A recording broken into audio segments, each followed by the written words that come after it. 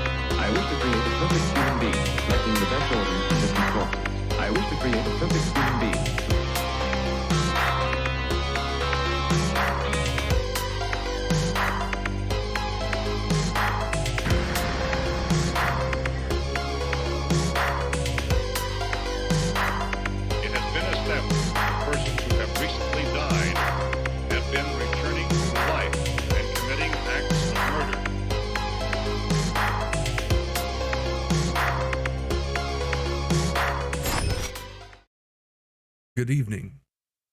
My name is Helix, and tonight I will be your raconteur of despair. Welcome to the grind.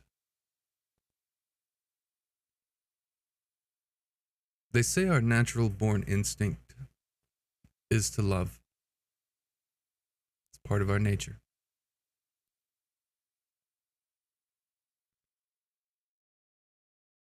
However, there is another instinct within us. One that is archaic and primal, that supersedes all things. That is our need to feed.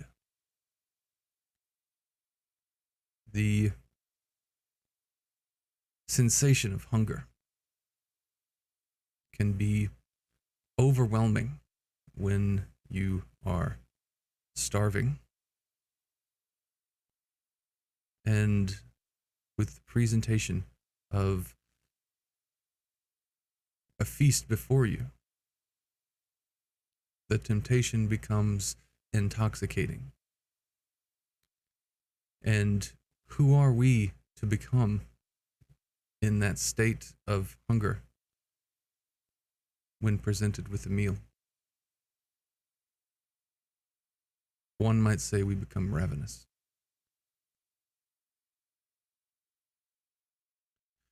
Does it supersede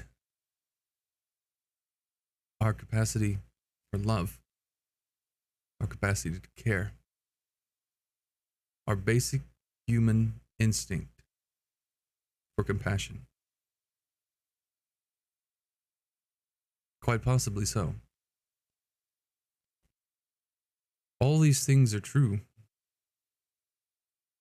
when you are human. However,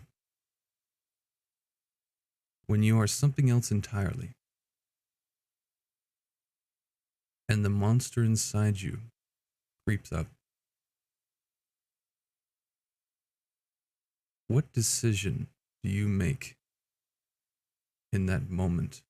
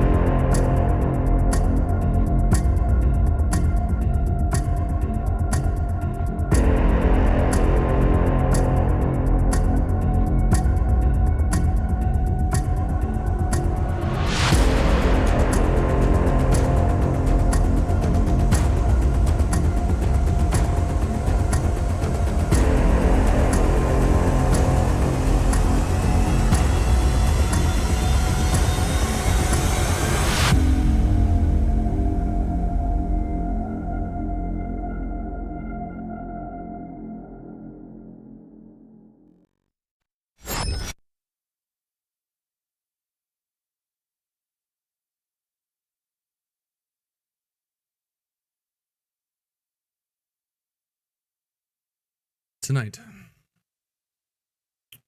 we continue our story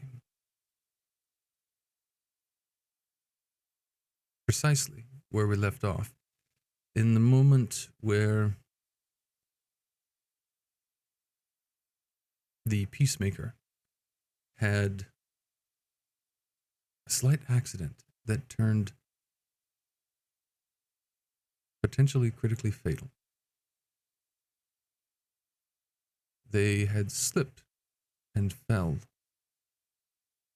and crushed the back of their skull open on the bathroom floor, some hundreds of feet beneath the surface of the city, within a very secure, vaulted mansion.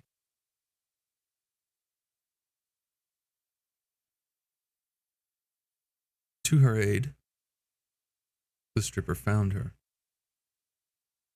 Morven in tow, they came upon the scene to see a very large pool of blood steadily growing on the floor.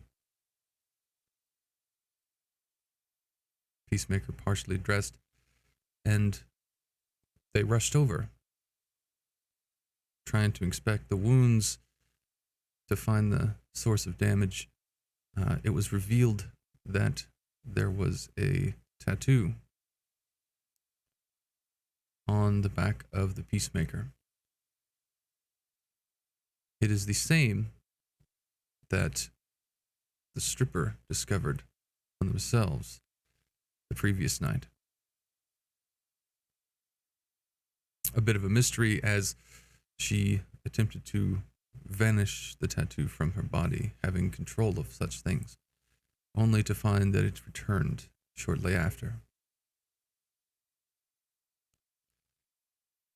However, none of this is relevant and pales in comparison to the critical moment that the stripper is about to face, when the hunger of who they are begins to creep up and take hold, as she struggles to find a way to provide aid to save the peacemaker's life, or give in to who they are.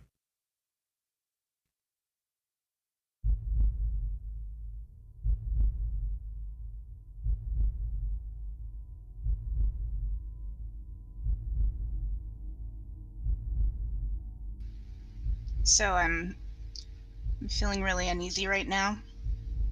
The smell of blood is just overwhelming my senses. I'm almost seeing red. I can hardly think of anything else, but I'm trying to push it down. I'm trying to push it out of my mind and let my higher senses take over, at least just long enough to get out of the room.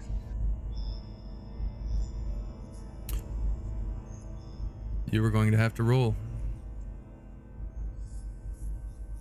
This is a attack on yourself. You have a very strong shift to the negative. So, sorry, remind me the button again that I pressed for the self roll? It's an attack on your self meter. And if you look to the right, it will say defends with.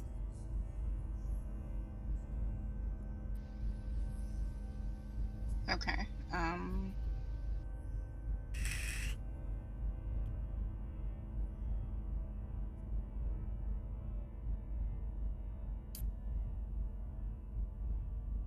This is a fail.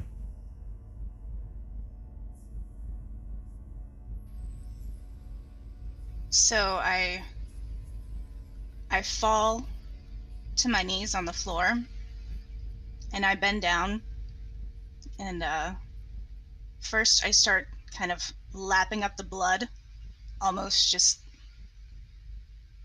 like a cat that hasn't been fed. in weeks and just got rescued from the shelter. I'm just lapping it up right off the tile floor. But I'm doing it so fast, it's almost a blur. You can hardly even tell that my tongue is involved. And it's just that copperish iron scent is so amazing and so refreshing. And I don't even know where I am in the moment. I'm just lost up in the taste and how alive it is and how alive I feel. And I'm licking it all up and I'm following it. I'm following the trail. I'm following it straight to her head. And whoever else is in the room with me will see my talons extend into full ebony razor sharp claws. And I'll take Eve by the head and I'll turn it around to the open wound. And this veiny, thick tentacle, about at least as thick as a grown man's forearm, will shoot out of my mouth and latch onto the back of her skull where the wound is, and I'll just start sucking away as it kind of undulates. And I'm sitting there and my eyes are rolling in the back of my head. And I'm just at the pinnacle of ecstasy, sucking the essence out of her body.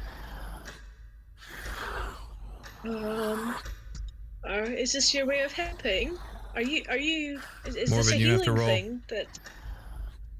what am I rolling for? Unnatural. It's an attack on your unnatural. Okay. Mm.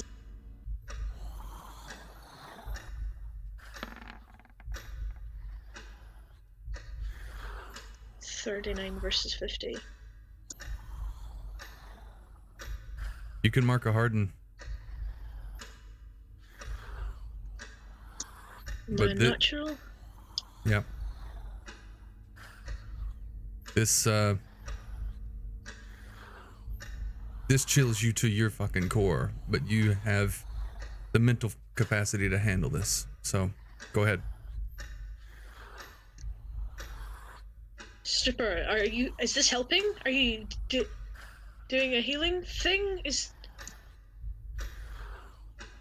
Are you, like, injecting healing things? I pull my head back, and a little bit more of the tentacle kind of comes out as I distance myself from her, but I'm still attached. And I look back, and I kind of hiss, and it's not a friendly hiss. Right. Shit.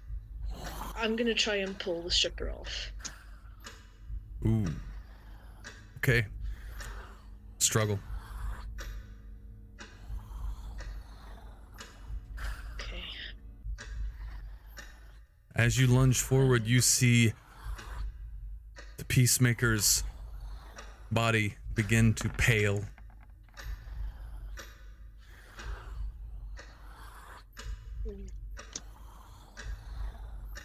In a very surprising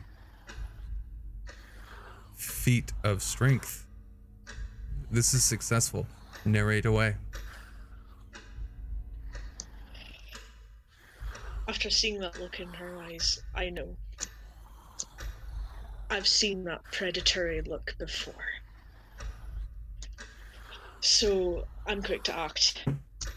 This is creeping me the fuck out, but I try not to look as I just jump in, go for the one hand on the shoulder and the other hand at the neck and just yank backwards.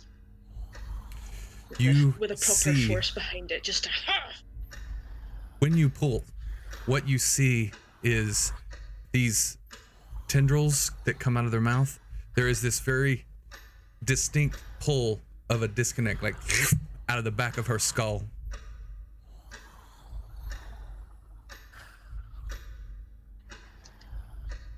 What the fuck, stripper? I just kind of like keep a hold onto her. I don't let go. I'm just kind of trying to grapple her. Keep her head turned away from me. Your move. Well, like most animals in the wild, if you try to get between me and my prey, especially when I'm feeding, I'm gonna turn on you instead. And I turn around, I stand up, I hiss at her again, louder this time. My gaping maw extends that much wider, and I lunge for her.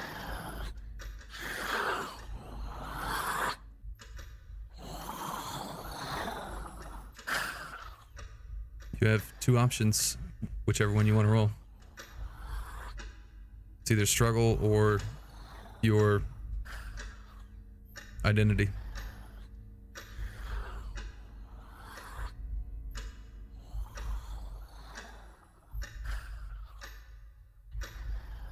Let's go with identity. Okay. 27 versus 30. You know the limits of your powers. Narrate away.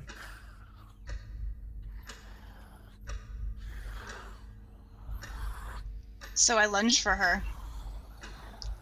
And when I curl my fingers around her I grab her by the shoulders. When I curl my fingers around her shoulders, my nails sink in like a hot knife going through butter.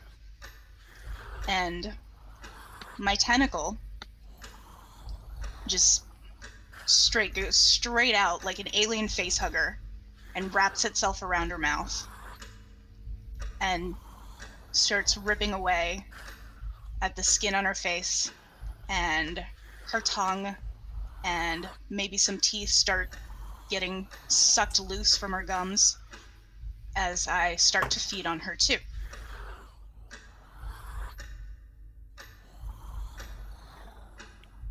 Okay. This invasion into your body not only is racked with pain as some kind of venom seeps into your blood, and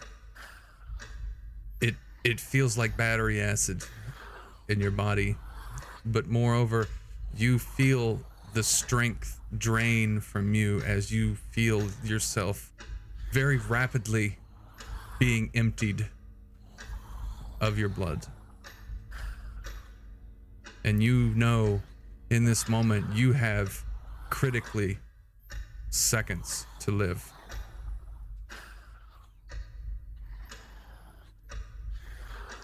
Your turn, Morven.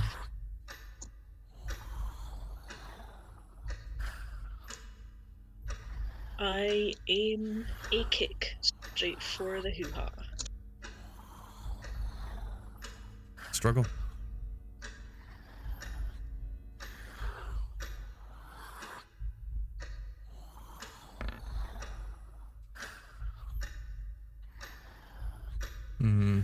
Can I initiate my noble here?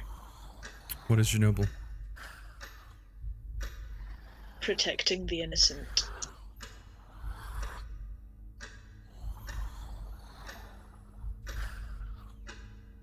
Yes. Okay. You can reroll. But you have to roleplay it as it fails. I did even worse.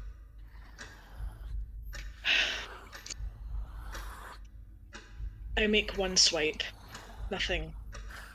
And as I stumble forward, knowing that if I waste any moment, that not only will I die, but will Eve, if this carries on. And so, without even regaining my own balance, I try and go for a second kick. But because I'm not balanced, I just end up stumbling forward. You stumble forward as you're already locked, like face to face with this creature. And as you stumble forward, you are just very lightly lifted off the ground.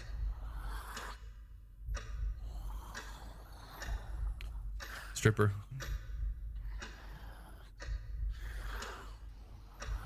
I suck her dry. Roll your identity again.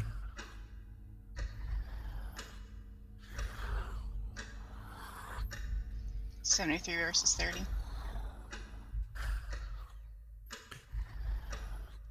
In this resistance, she manages to put her feet up and pull away and creates a almost like a distancing barrier. Your tendrils are still connected, but they're not allowing you to do the full action of what you want to do. There is a bit of fight in this one. Morven, you get another turn. Okay. I try and grab the tentacle and yank myself free. Struggle.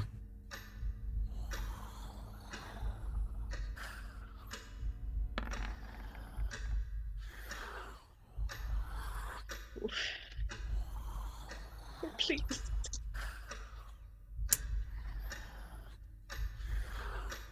I'll let you narrate how you succeed.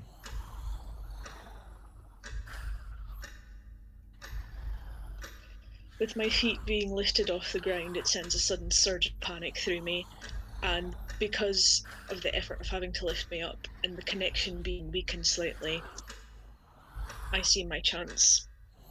I raise my arms up. With as much force as I can muster, I dig my nails in for extra purchase before I try and push myself away, kind of turning my head as I do so with all the force I have left, what little I have left. And I can feel the blood pouring out of my lips and my tongue, my flesh having been partially devoured already, as I once again scream. You go to scream as this thing is halfway down your esophagus and partially into the back spinal column. And you realize that your larynx, your voice box, it's destroyed. And you feel it slide out of your throat. And you know you're missing teeth. Your jaw is almost half broken. And you can barely breathe, but when you do breathe, you inhale parts of blood. It's like inhaling sludge that feels like battery acid. But you are free and you land on the ground once again.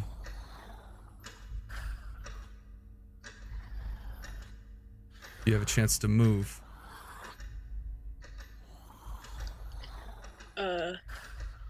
Yeah, I fucking run. Okay. Or at least I try to. You make your standard movement, which is approximately 10 feet, but you shove her out of the way and you bolt for the door. Stripper, what do you wish to do? Oh, I chase after her. I'm not gonna let my prey get away. I'm in full-on hunter mode. Very well. You can roll the identity again. 72 versus 30. Okay. Oh, please. Do you wish to use any passions?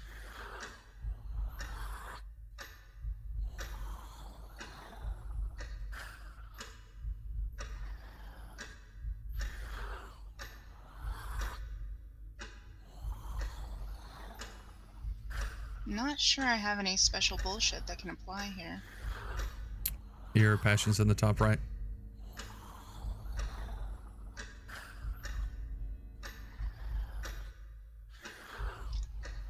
If not, that's okay. I guess I could... I don't think so, no. Very well. You try to bolt really fast. Normally your reaction speed is so fast that you're there in an instant. You can leap 10 feet like it's nothing. However, your body twitches so fast you forget that the floor is slick with blood and water, and your feet instantly go out from under you as you try to jump forward. This gives Morven a chance to run out the room and into the main hall. Morven, what do you wish to do?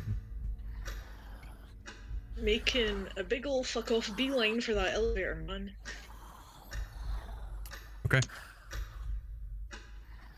The elevator is about, I would say, 50 feet from the restroom. You have to make a sharp right around a very large centerpiece, but you can choose to move 30 feet with a successful fitness roll.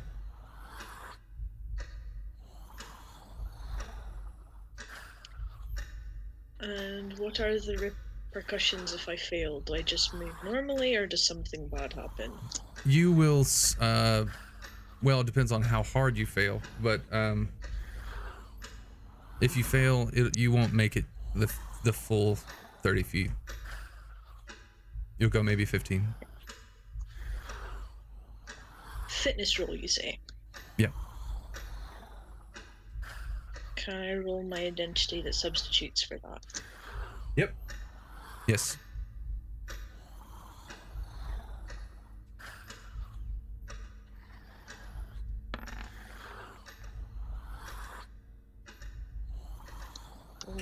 No, 45 to 25. As you're running, this blood that is leaking into your esophagus when you try to breathe, that feels like battery acid and some kind of venom. The pain is too rough, and you start choking on it as you begin to run, and you just have to stop and literally cough out chunks of your own flesh. A couple of your teeth fall on the floor.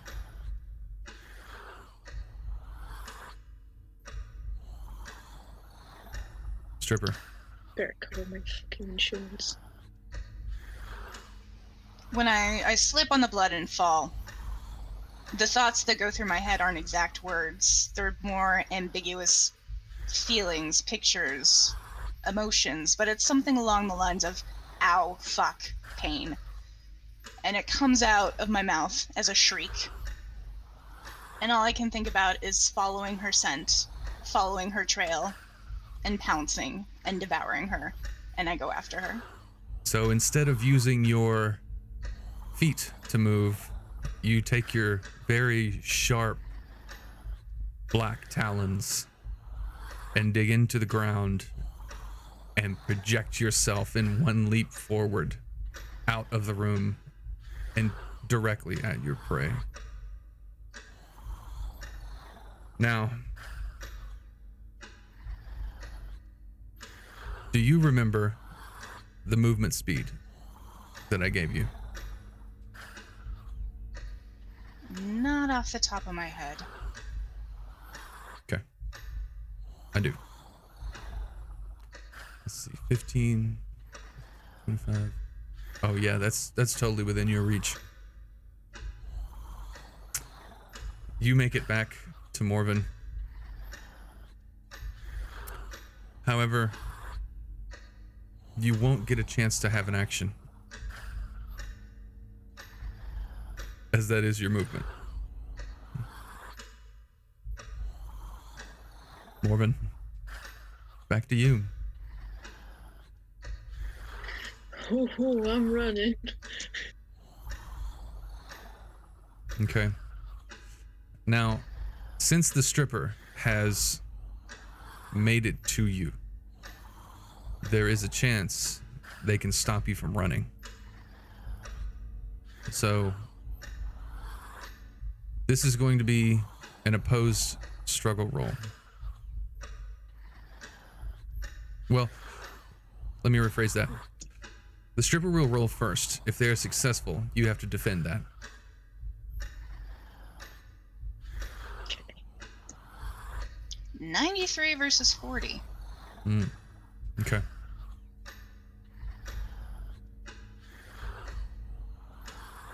Morven, you can choose to roll fitness to make it to the elevator.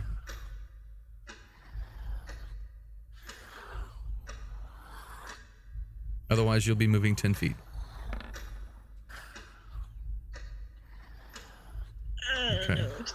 53 versus 25.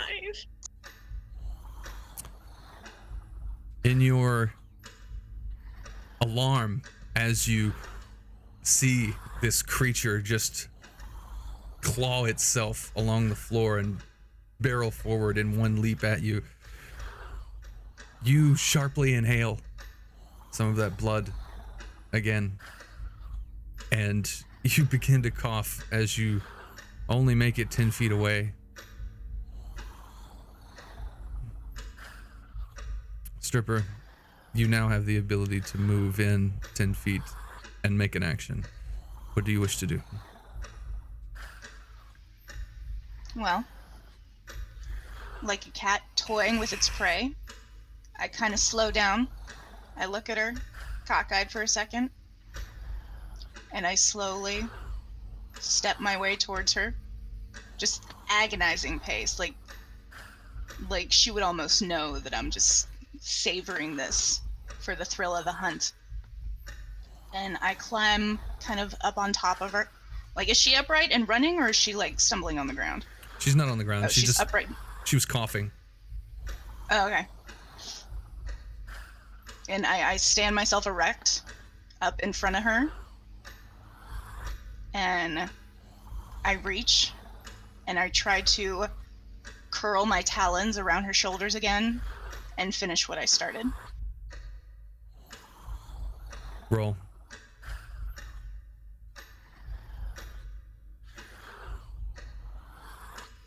$53 versus $30.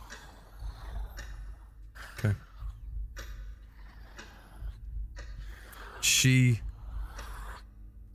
bats at you relentlessly and prevents you from trying to take purchase into her flesh. However, you do have her restrained.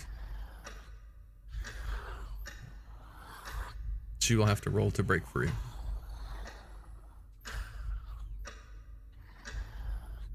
Morven, your turn. What would that be? That would be struggle. No. Okay.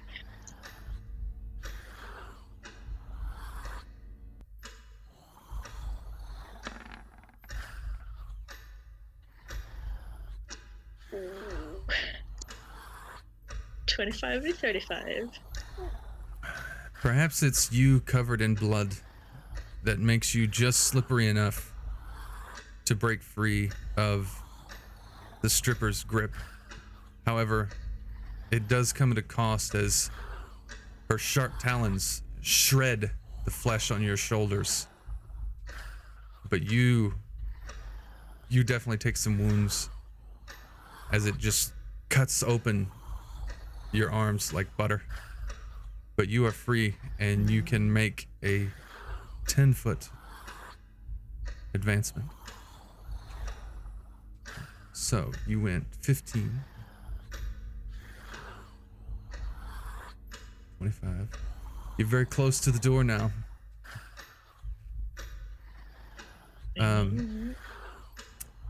If you, I will let you choose. You can roll fitness to make it to the door. However, if you fail, it will come at a cost.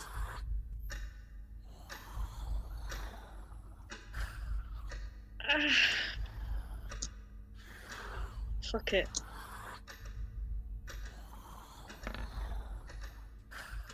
Nope. I got the same as last time. You take off bolting to the elevator. You even see it is open. Has not closed. And the venom that's in your veins just tires your muscles enough that makes you just slightly sluggish, and you slip and crash into the floor and slide. Face first. Stripper, it's your turn. I want to, from exactly where I'm standing, right in the second, I want to take a flying leap and pounce on her. Which, I think is fitness. Yes. 37 versus 45. As you feel that existential dread when you crash into the floor, all of a sudden there is another crash on top of you as these talons just dig straight into the stone right next to you. And you are pinned.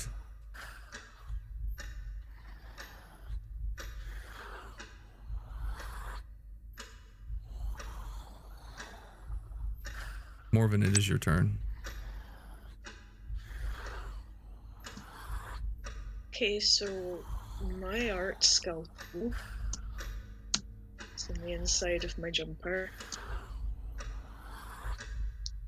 Gonna stab her in the eye. Struggle.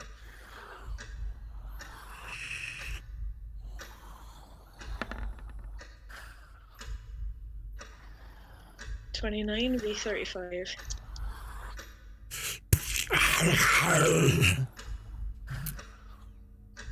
Scalpel hits you in the eye, stripper, and I have to roll for damage. Okay. It's not pleasant at all, and there is a very strong primal instinct when an animal feels pain. You feel that.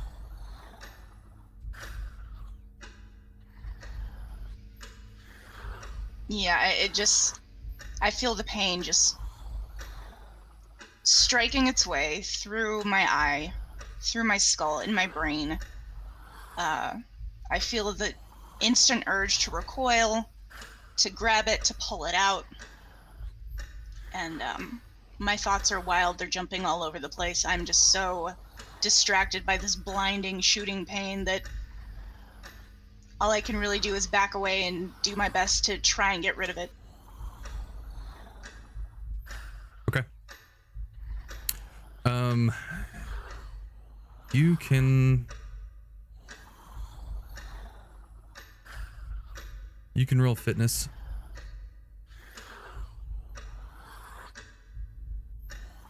$86 versus $45. Okay. You are distracted. You are focused on trying to get this out of your eye. That leaves an open opportunity for Morven to make it to the elevator. Yeet. Yep. I'm running. You're gonna have to roll Sorry. fitness. –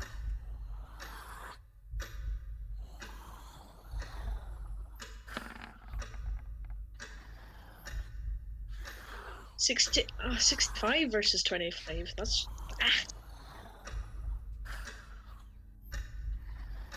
At this point, your adrenaline takes over, and it forces you to act erratically. Your nerves are shot, and you frantically try to scramble to the door,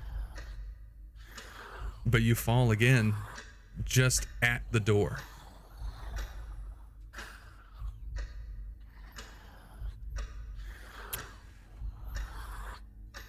Stripper. One more time. And as you're falling and breathing, by the way, you're still choking on that blood and that venom.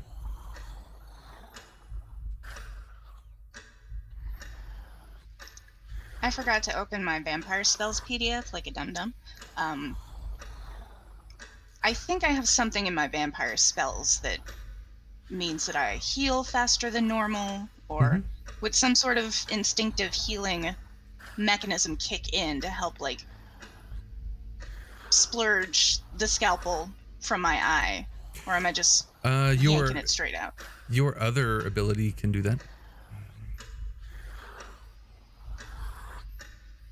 So do I have access to those consciously? Because that's, I'm in like rage animal mode right now. I'm just acting on pure prime. You are in full capacity of your abilities at all times. Oh, okay. Oh, you just can't speak. That changes things. Okay. In that case, then yeah, I'm gonna use some blood magic and heal the wound from the stab wound in my eye. But as the flesh knits together, it spews out the scalpel, and it just kind of launches itself from my face on its own. Clangs on the stone floor. A very distinct ring.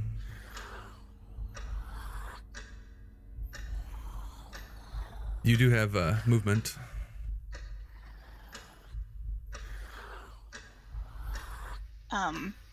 So she's still on the floor in front of me, or did she get on the No, elevator? She's at the elevator door on the floor.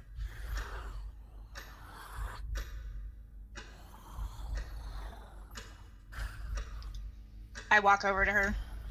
I step.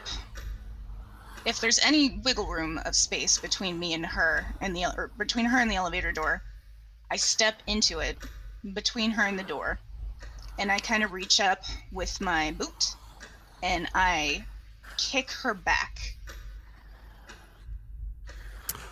away from the elevator. Morven, this creature is much faster than you and can cover a much longer distance. And as you go to look around, you don't see the creature anymore. So you instinctively turn back to go crawl into the elevator. They are standing in front of you. And then there's a boot that lunges you and slides you back out of the elevator doorway.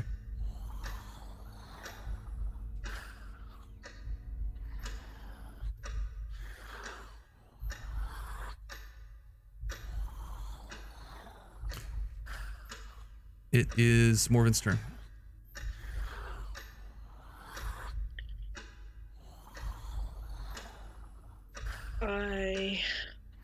Shit. You feel your arms to get heavy. This whole time you've been leaving a very large trail of blood. You were blocking my only way out, so I guess I immediately start to sprint back to the bathroom, hoping I can lock myself in. Okay. You have to make another fitness roll to move any kind of distance.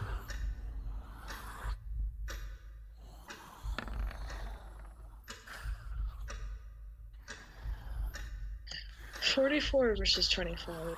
It still fails, but it's a better fail. Well, it's also doubles, so a failure significant. Oh wait, no, fuck. Yeah, okay. So Shit. you instinctively lunge to your feet and start running again, but you slip on the trail of blood, your own blood that you left running. And you crash back into the stone and slide forward about 15 feet away from the doorway.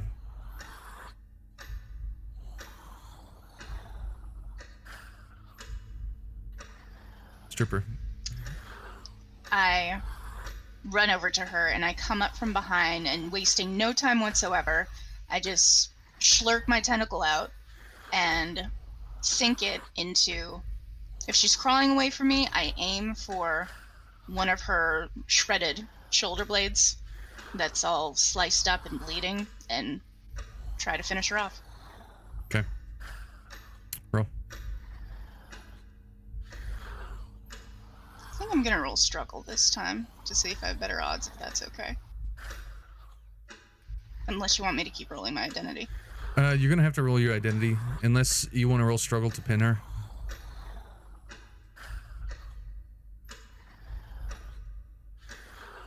100 versus 30. So this is the worst possible outcome. For her or for me? For the stripper.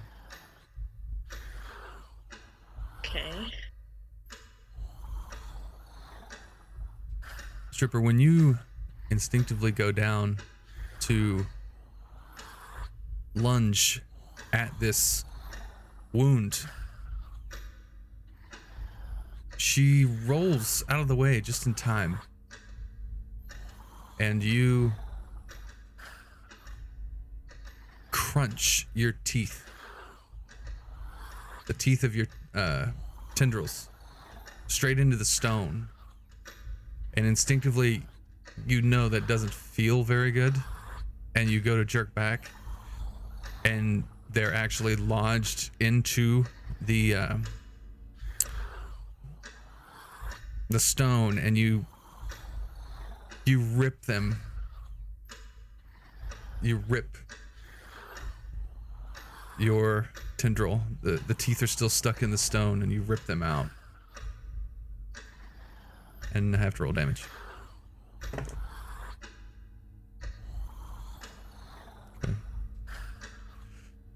That's significantly hurt. That's a pain you haven't felt in a long time. That one pisses you off.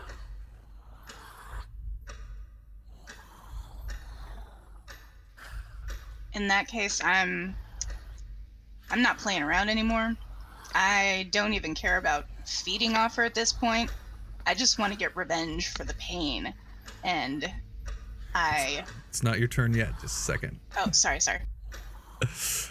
Morven, this gives you an opportunity as she's writhing in pain. What do you want to do? Can I make it to the bathroom then? Fitness. Oh. Like a bad lover, I'm always coming back. Oh, no! What are these rolls? I'm gonna die. In your panic,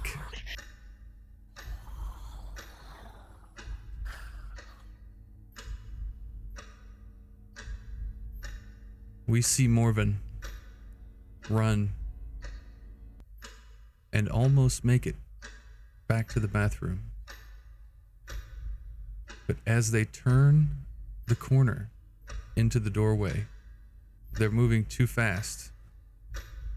The floor, being marbled, polished stone, is too slick with all this blood. And once again, a similar situation happens as Morven slips and falls, and her head comes crashing down into the stone. And it's lights out.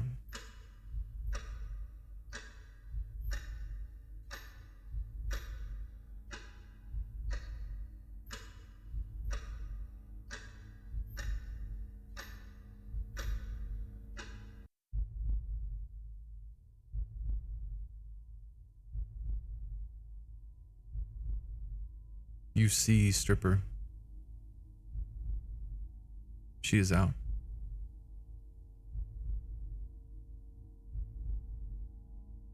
The need for urgency has passed.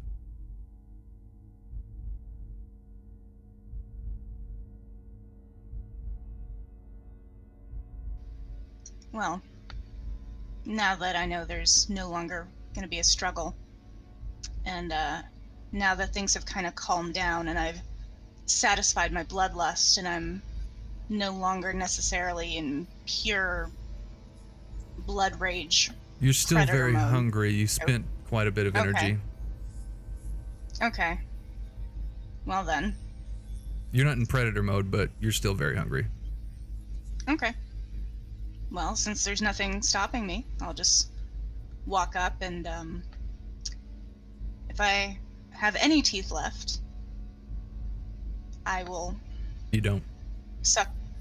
What? You don't. Oh, I don't? You have to spend one of your abilities to make those happen again. To regrow them. Okay.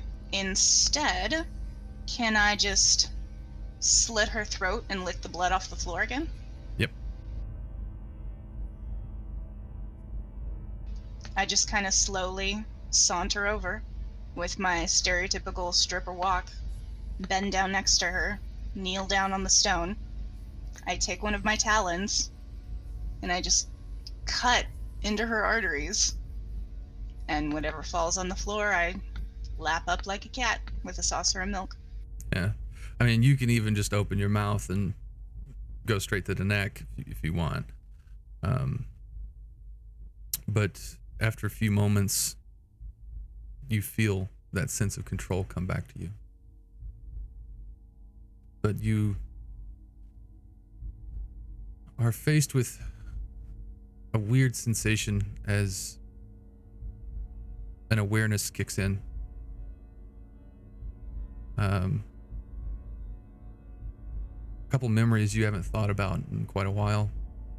And then something about Morven's blood that opens up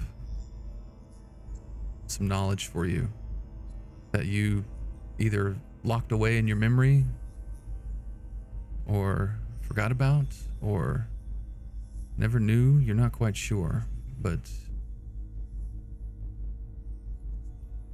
you know what you know.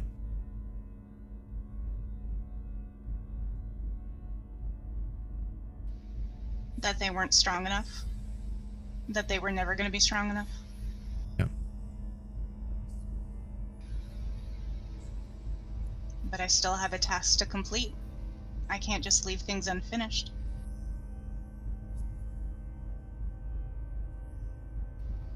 Yeah. So I have to perform the ritual on them. And I have to find replacements. Because as powerful as I am, even I can't do this on my own. I need help. And I need to get it one way or another.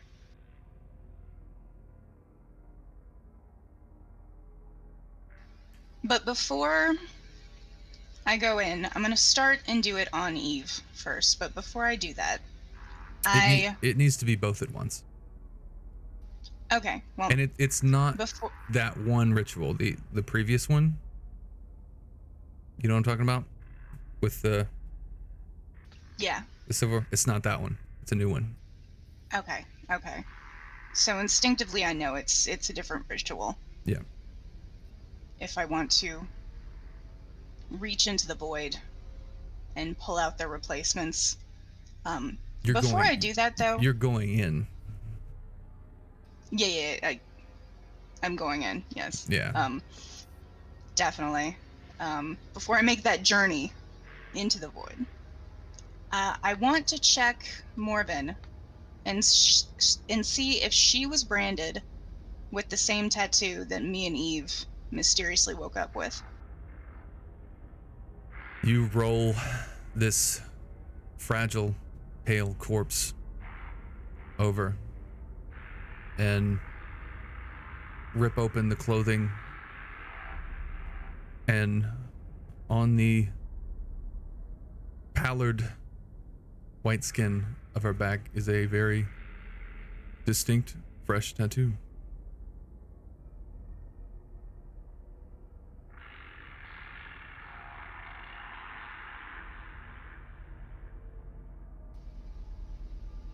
Okay, so I take both of their bodies and I drag them into one of the many unused, ornate, decorative throwaway rooms in my underground mansion bunker.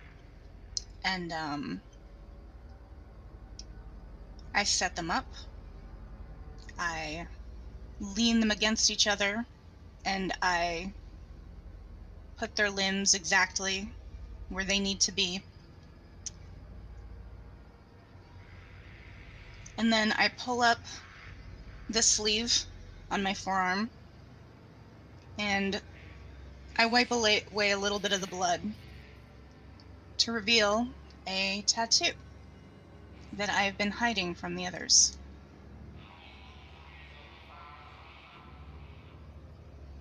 The tattoo revealed is a very distinct silver reverse Ouroboros that encircles 2 crescent moons and an inverted pentacle.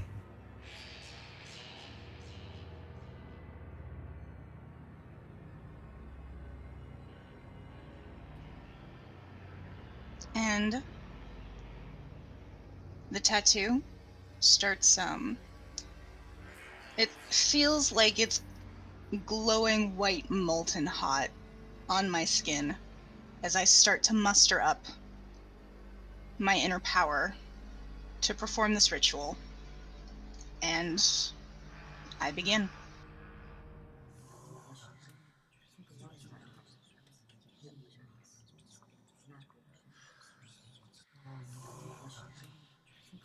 Echoes in the hallways begin to encircle around you.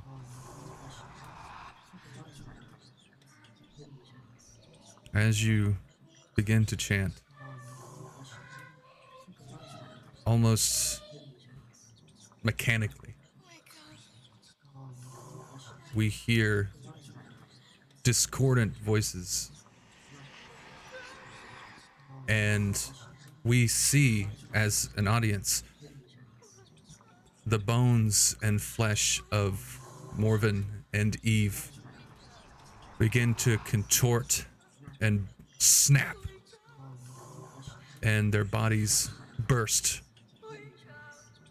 Blood flows from them, and it almost seems to be that their flesh begins to mend together, and their bodies begin to contort and blend in this amalgamation of bone and blood. And moments later, as the ritual heightens, we see their flesh no longer resemble that of any human or being. It is this twisted curtain of gore. And then all of a sudden it rips open and reveals an entirely different existence.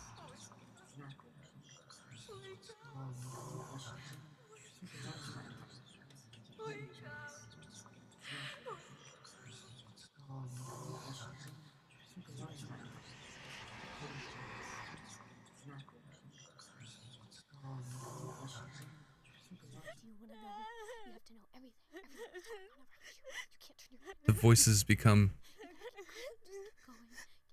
more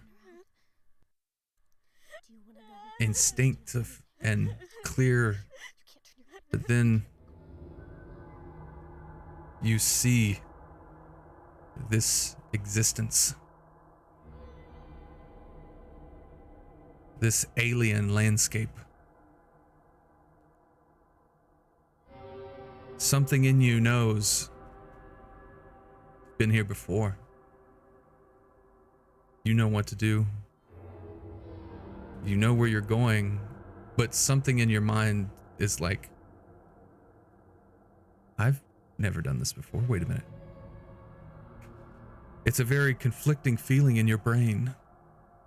However, you know, if you step in here, where you came from is no more.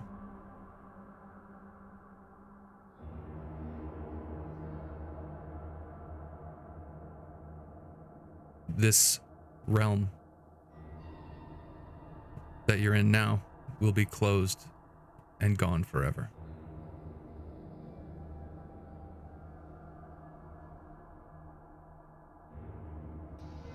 But you know, you have a quest.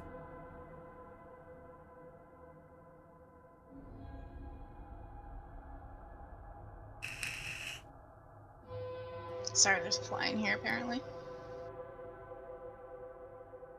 It's a big one.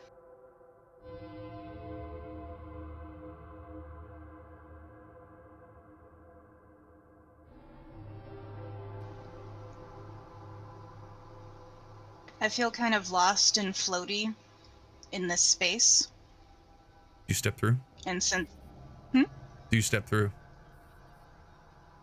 I feel as though I have no other choice. Okay. When you step through, we, the audience, see the foundation of this underground bunker begin to shake and crumble and deteriorate. And if we panned above the city, we would begin to see a storm brew, lightning rapidly start to strike buildings, and a bit of an earthquake, and then a couple skyscrapers begin to topple, and the slowly decaying city begins to disintegrate.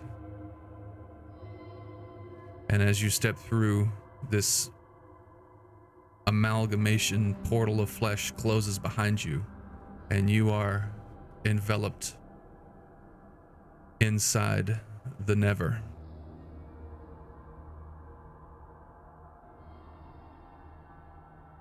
And you know from here, you can make any choice to find exactly the kind of person you are looking for, the kind of people you are looking for.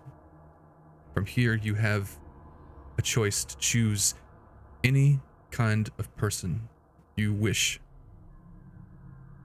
to try again with.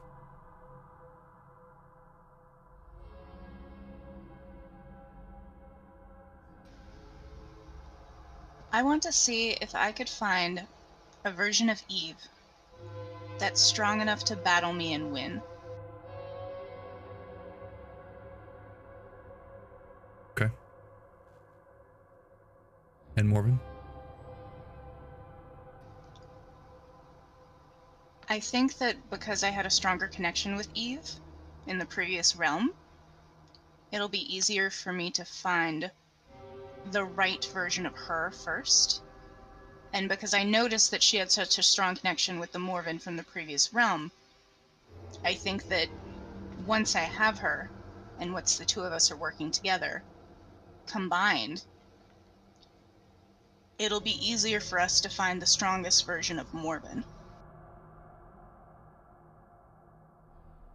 Interesting. Okay. You can roll your notice, and you have a 30% shift in your favor.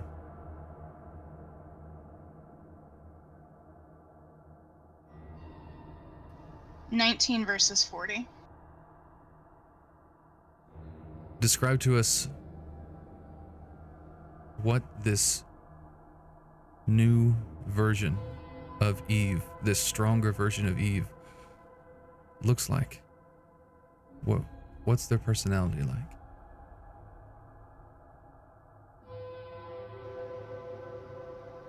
I almost wonder if Eve would know that better than me. This is you have a choice of infinite possibilities, so this is your choice. So, For the audience, let me reiterate, when she is choosing a different version, she is passing through this weightless expanse of these tendrils, this membrane type cave that is alive and electrical. But when she sees the lights pass through this membrane, she's looking at the memories of different people, their lives, their emotions, and she can actually pass through that membrane and feel them and know instinctively. So, continue.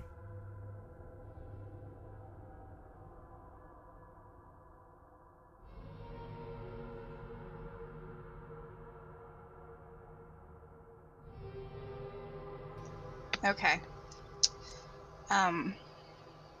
So, the previous Eve, whether it was explicitly said or implied, got the impression that Eve, from that now failed reality, despite the tumult around her and the tough skin she had to grow to survive it, at her very core had a sense of inner peace. She wants to find the opposite.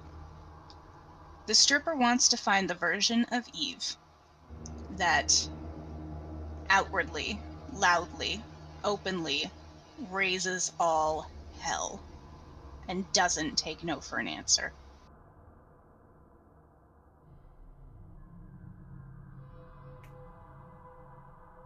Okay.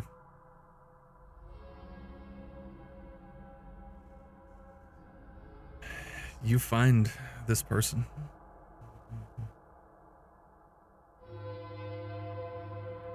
And you instinctively know that the energy it took, the sacrifice to enter this space, stays with you and allows you to rip open a place to the other side.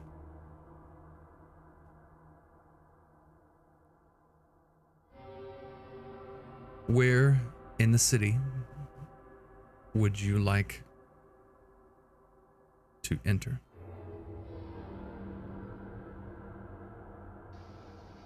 Well, you're always safest at home. Let's enter through the Babylon Club. You can enter at the entrance of the Babylon Club. However, the Babylon Club itself... Thank you, Raven. The Babylon Club itself is, as you know, locked out from the Never.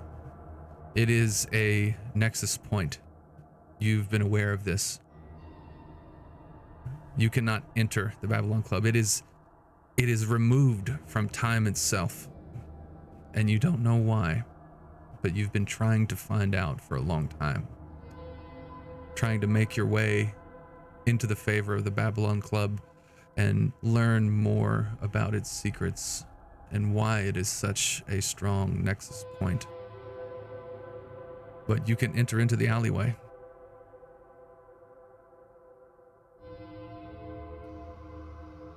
I do that. I enter into the alleyway, and I walk up to the front door. I feel around it. I imagine I don't have any coins on my person. I don't think I grabbed my purse before I stepped into the Never. Let's say you can roll knowledge. See if you had that instinct to do that beforehand. 61 versus 45. No, you don't have any coins. Is there any way the club recognizes me? No. Because you know... Is there maybe like a... You know instinctively, because of your previous dealings with the Ophion, within this containment, actually, period, within or without, there is only one you. And that is due to the tattoo. That is the reason for having that. There is only one version of you. And you know this. So here, the Babylon Club does not know you.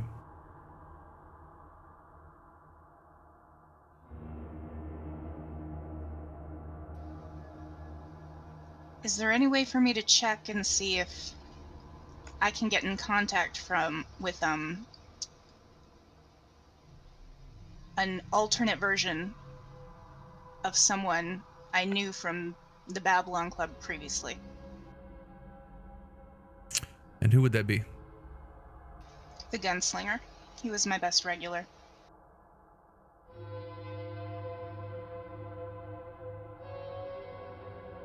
Let me make a roll.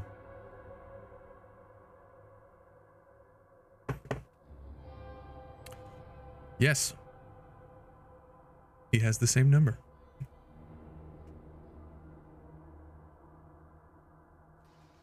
Do I have Ew. my phone on me? Yes, you had whatever you had on you. Okay. I dial him up. It rings for about 8 rings before it finally answers.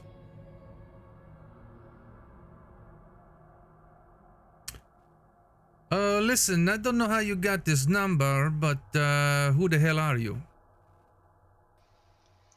I'm a friend of your cousin Carlos, and I proceed to spin a yarn, Carlos. just made up on the spot, about, because I knew the gunslinger in the previous reality well enough to know personal details about him. Like, he would come in, I would dance for him, he would bitch to me about his day, bitch about his freeloading cousin Carlos needing another loan that he's never going to pay back, this, that, and the other.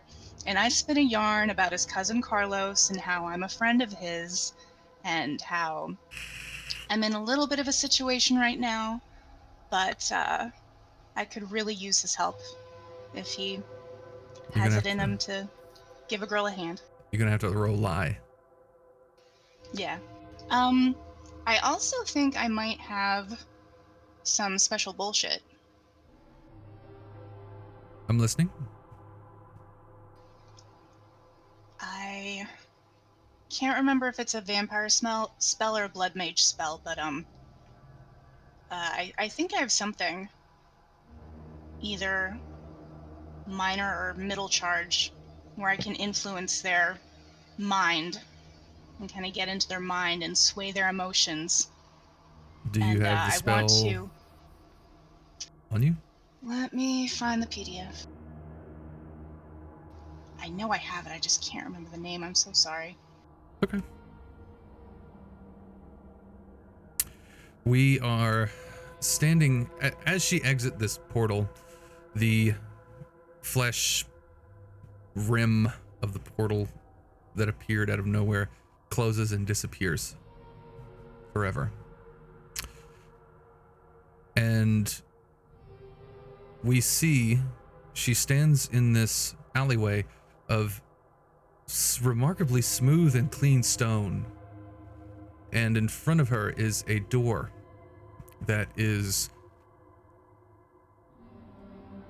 green and gold marble with gold trim. It is about 10 feet tall. And it's just set into the wall.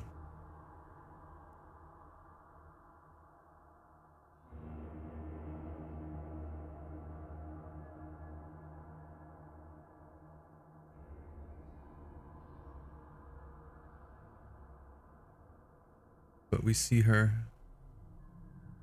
standing there on the cell phone.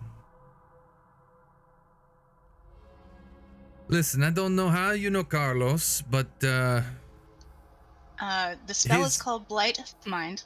I found it. Okay. If I recall, you need physical contact.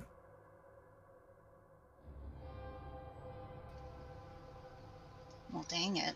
Does it say you need physical contact? Is that one of the... Well, there's lick, significant, inform / invade. Invasion Yeah. in the flesh from gaining information. You can use the victim's past to gain access to the spirit world through their blood ancestry. You will now be able to see spirits and auras, as well as any other entities in the spectral realm.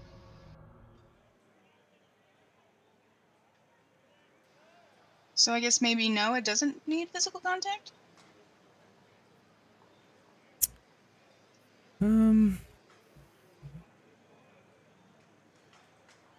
Oh, if I've had a taste of his relative. Right. Which you haven't. Or if I've had a taste of him. Which you haven't. So you have to roll lie.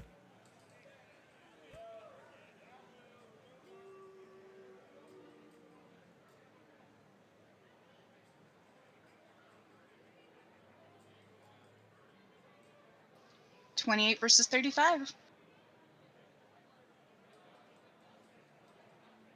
Wow. I didn't expect that to work. Stripping ain't easy. You gotta learn how to work people. So, listen, I don't know how you know Carlos, but whoever the fuck you are, his people should not be calling my phone. This is a bit of a private line. I don't know how you got this number to begin with.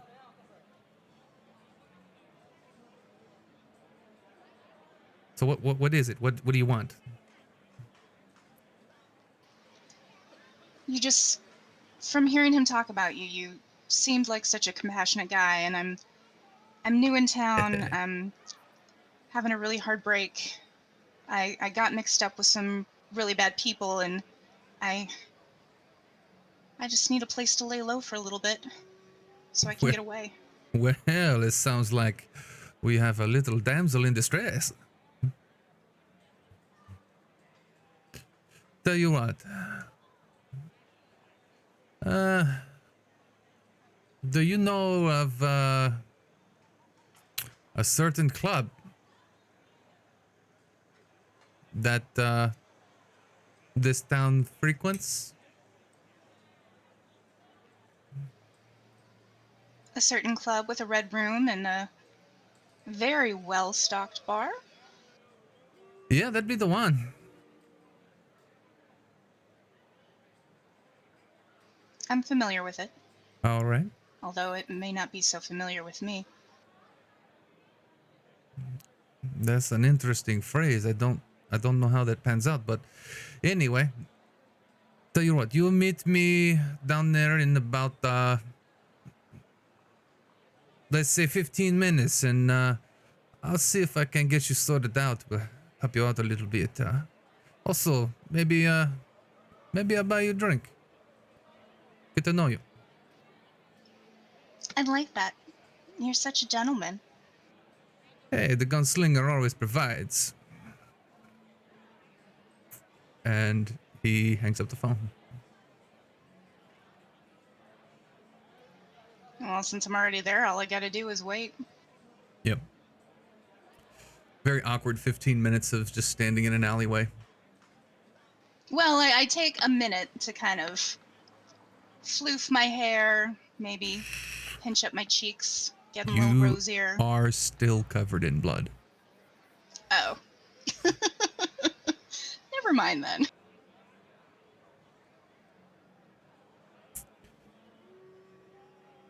All right. He comes down the alleyway. You see this very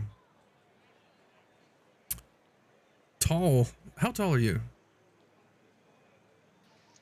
I'm about 5'9", but I'm probably wearing some heels, so closer to like 6'1". Okay.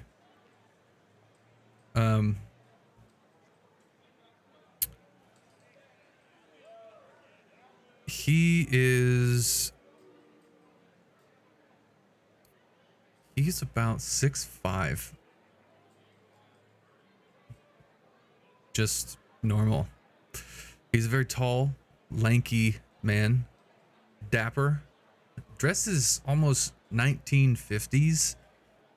He's got a beret, some glasses, very thick mustache, very thin man. He does have a gunsling on with suspenders, white shirt, gray slacks. About 6'4", and he's got that beret. It's like a tweed type of beret. It's gray as well. And he strides up. You see a closer look at the guns. They are silver inlaid. And he says, Jesus Christ, lady. What the hell happened to you? I'm kind of like maybe shivering a little bit since he's taller than me. I'm just looking up with him with big, wide, watery doe eyes, and she's like, "It's such a long story. I just need. I just need to feel safe for a little bit. Can we go get that drink now?"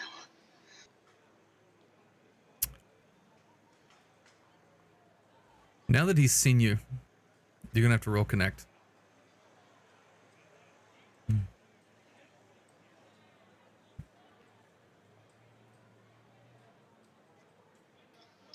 Where is it on my character sheet? Bottom Oh, yeah. left. Yeah, I see it. 3 versus 40. Holy shit. All right. Calm down. Listen. We will get it all sorted out. I promise. This place, it is nothing but safety. Everyone is safe here. This is a neutral zone. No one will fuck with you. And if they do, they have to deal with me. All right? And he pats his guns. He's like, not too many want to deal with me. And you watch as he doesn't use a coin, but opens the door. And it opens up to this black expanse. He's like, right this way. And it looks, from an outside perspective, it looks like pretty creepy. Like there's just this black expanse inside this doorway. No sound coming out of it all. And he just like, right this way. I follow behind him eagerly. He holds the door open for you. I walk in front of him, and I kind of turn back over my shoulder as I'm entering, and I say, "Gracias, mi héroe." Haha. Nice. You'll do well here. And he closes the door. And there is this moment of darkness and silence where you don't particularly hear or feel anything. But then you hear the faint sound that gets increasingly louder and louder and louder.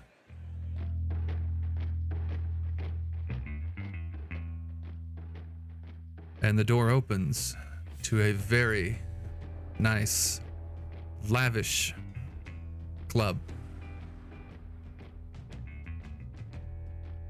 There is all kinds of people here. Some not so beautiful looking, maybe not even human looking.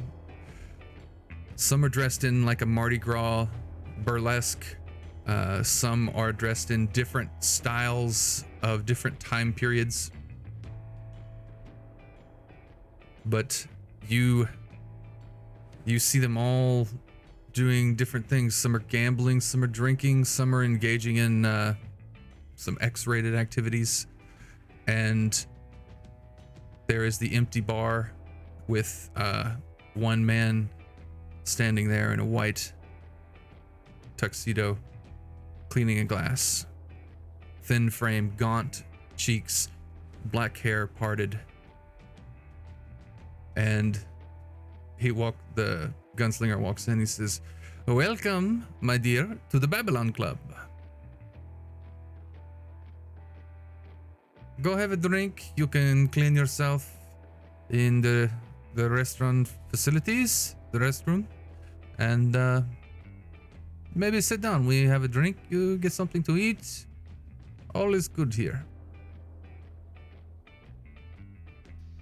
I thank him again, and then I immediately go to clean up in the women's restroom. And while I'm there, I'm kind of trying as best I can to get out as much of the blood out in the sink as I can. The steam towels immediately take all of the blood out of your clothes. Fancy. And any wounds you had on your mouth, they are healed.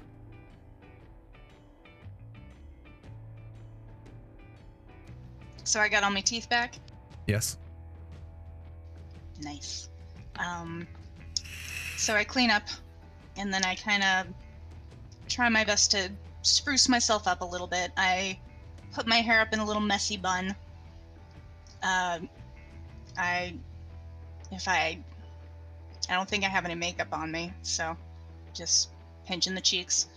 And straighten out my clothes, maybe even kind of reach down the front of my shirt for each girl to get them up there and perky looking.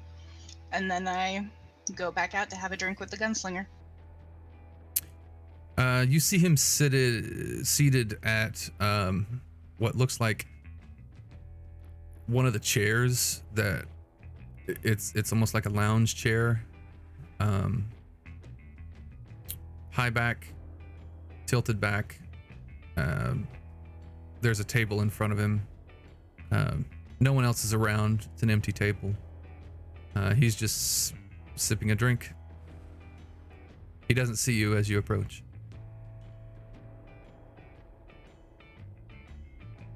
You notice the bartender observe you as you're walking.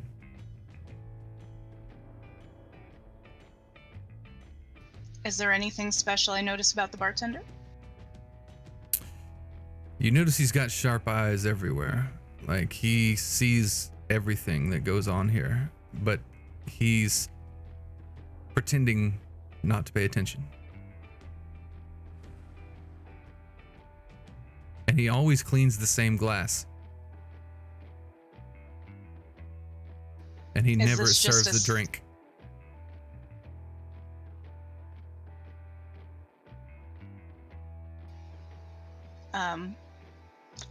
I'll go up and I'll kind of slide my way into the chair next to the gunslinger, and I'll My.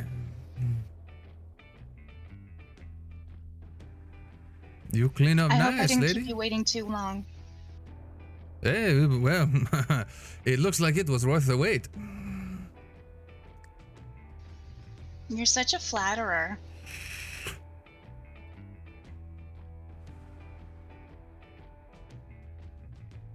Well, I do my best. So tell me, what is wrong? What happened to you? You were out of sorts. Yes, well, I'm being pursued. Who are By you some being very pursued by?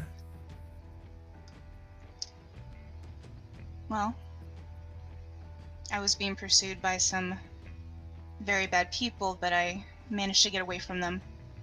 And That's thankfully, I will never see them again. good. That's good. But do you mean what I think you mean? I see you covered in blood. Never see them again. Wink, wink. Nudge, nudge. Say no more. I hope you're as good at keeping secrets as I am. Well, in this place, secrets are currency. She doesn't say anything, but she just kind of gently nudges him back under the bar. All right, all right. Well, I'm glad you're in a better place. So what else can I do for you? Well, I don't know how well you know the workers and staff here, but I'm gonna be in town for a little while, looking for someone who's like a sister to me. Oh yeah? Her nickname's the Hellraiser. I don't know if you've heard of her.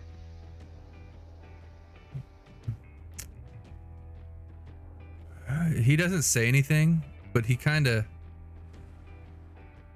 gives you the impression he has. And he just kind of like looks away and looks at a couple different directions. He's like,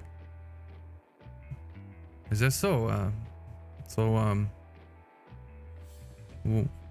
What do you mean, sister?" We're very close. Yikes. It started out as just a business partnership, but That's very Soon it became that's so very much more. alien language that you hear immediately from him. Like you don't think he would say something like that based on how he speaks, but it surprises you when he says that. He's like, "Yikes."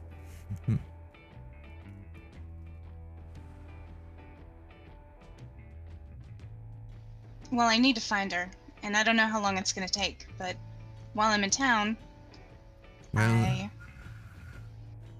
you hang out here long enough, you'll find her. He says real quietly. while I'm hanging out in this town, do you know of a good way a dancer like me could make money? And I give him like the biggest, poutiest lips and kind of shirk back in that like, could you help me kind of posture. He just holds his arms up and looks around. I mean, take your pick. I'm not the one who employs people here. I am just a guest, but this place has really good benefits, I will say, if you can get a job here. I kind of glance at the bartender to see if he overhears our conversation. He's not looking at you. He's still cleaning the glass.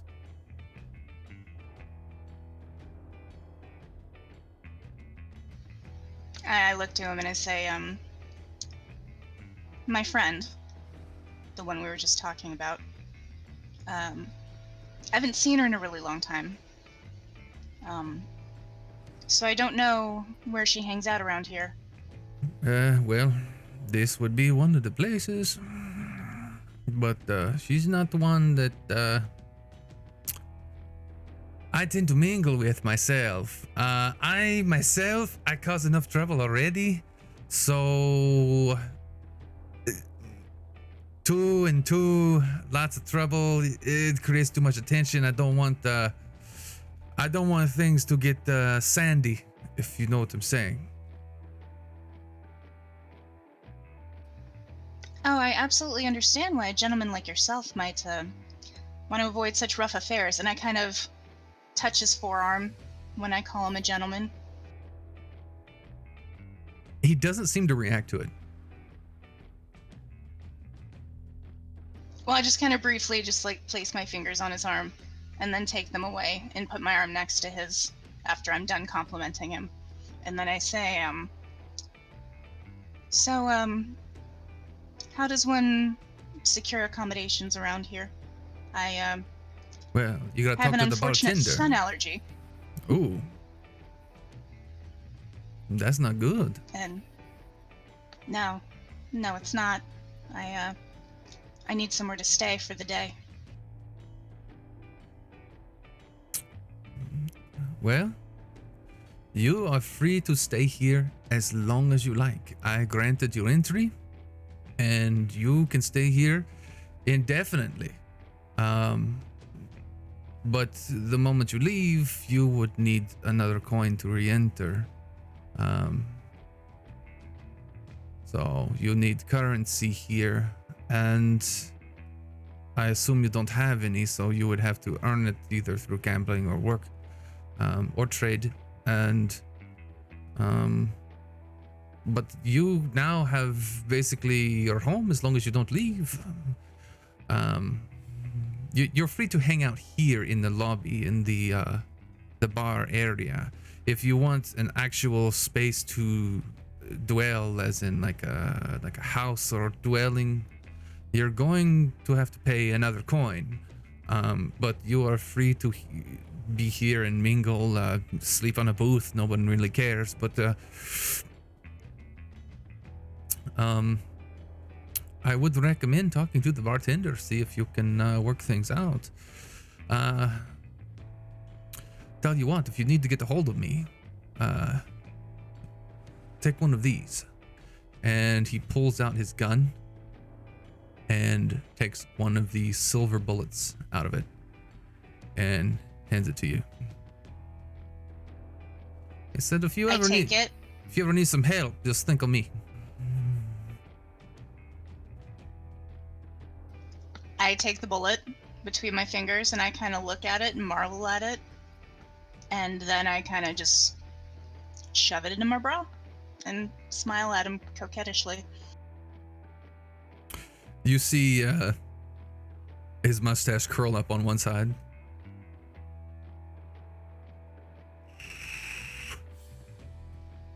And maybe I'll sit and have some idle chit-chat with him for a little longer, but eventually I want to talk to the bartender. You find out that the Hellraiser comes here frequently. But she's been known to cause some issues in the past. So people are weary of her. She's paid the price for any transgressions, but people know to kind of steer clear. And you walk over to the bartender. Yes? How can I help you?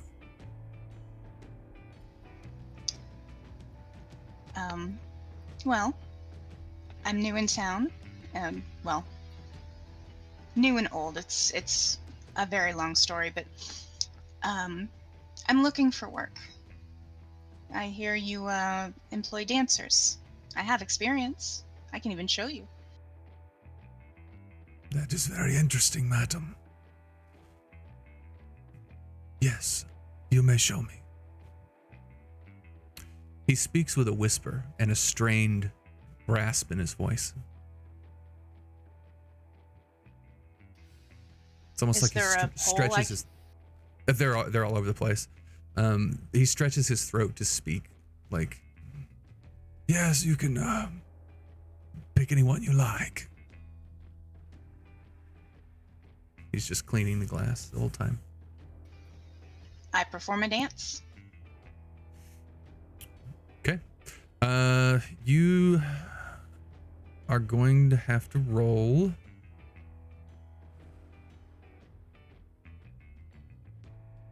I'll let you choose between connect or status.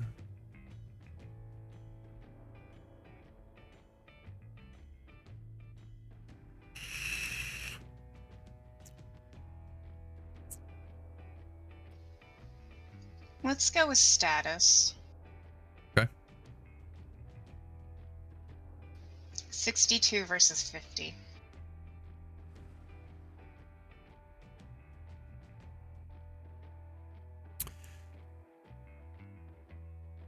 People tend to not pay much attention to you.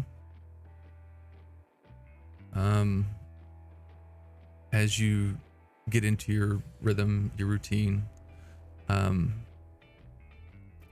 you do have a chance here to enhance that. Do any of your passions come into play, or do you wish to try some other type of influence? I think if I'm so used to dancing and getting attention for it, and I start dancing and I notice people aren't looking, I think my fear of losing beauty could kick in. Oh, yeah, definitely. Because you've basically become that animal recently, and you're a little out of sorts mentally. So yeah, that fear could definitely play in. So yeah, you can actually you can. That's the fear. Yeah, you can re-roll that. So reroll status. Yes. Okay. 1 versus 50. Holy shit. I'm looking directly at the audience. Holy shit.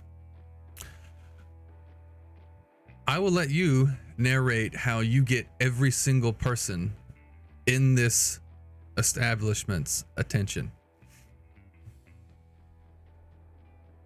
In your in your performance.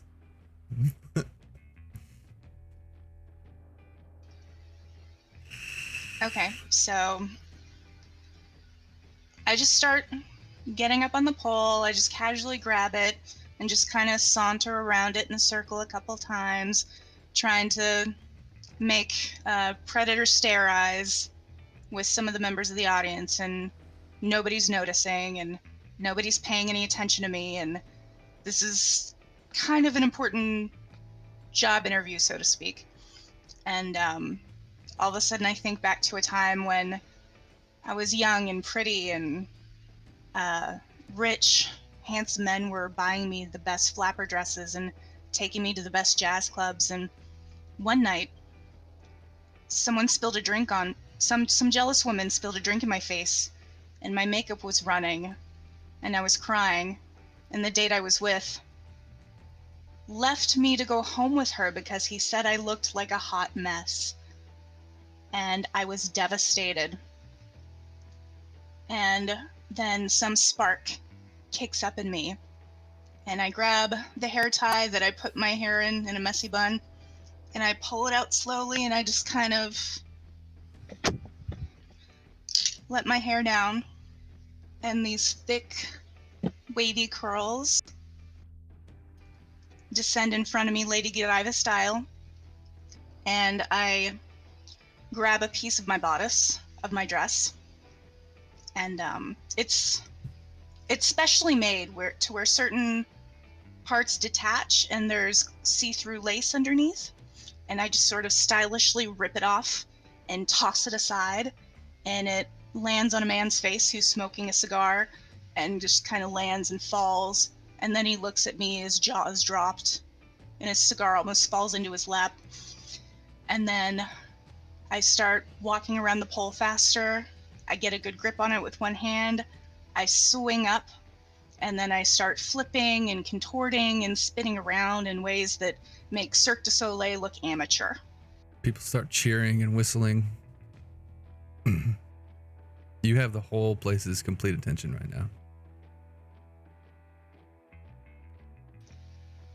I perform my dance, and it ends with me doing a fast spin at the top, descending into a slower spin as I spread my arms and legs out, and I land in a dramatic split on the stage.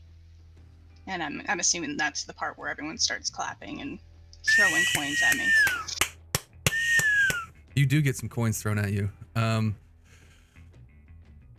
You hear the gunslinger in the background clapping. He's like, "God damn!"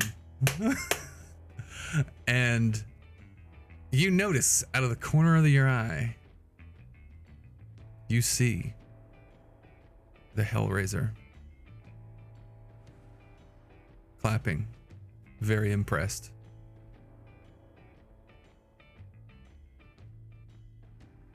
Eve, if you want to come back.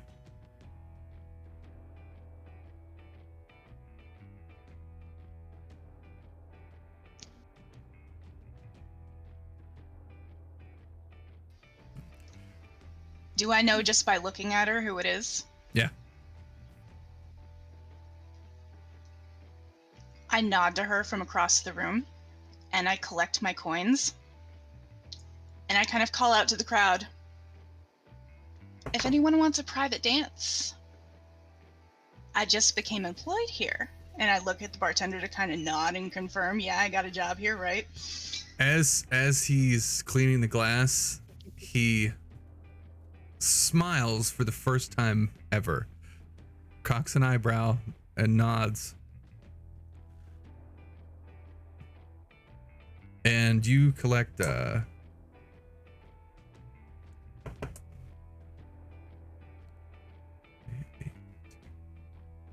13 coins. And you see a lot of hands raise up for a private dance, like at least 20. I'll hold my coin. You see the Hellraiser holds up a coin for private dance. I point to her from across the room, and then I step down from the stage, and I start walking towards one of the private rooms. Yeah, you two make your way to a private room. As the room isn't readily noticeable, but when you need that room, the door becomes visible. It's like you wasn't paying attention before. Oh, there it is. And you walk in. It is decked out in gold wall with carpet similar to what is out front. The chairs are a purple crushed velvet with actual stone green and white marble. Then you walk in and there is a different music. You can't hear the music outside in the other room. The door shuts behind you.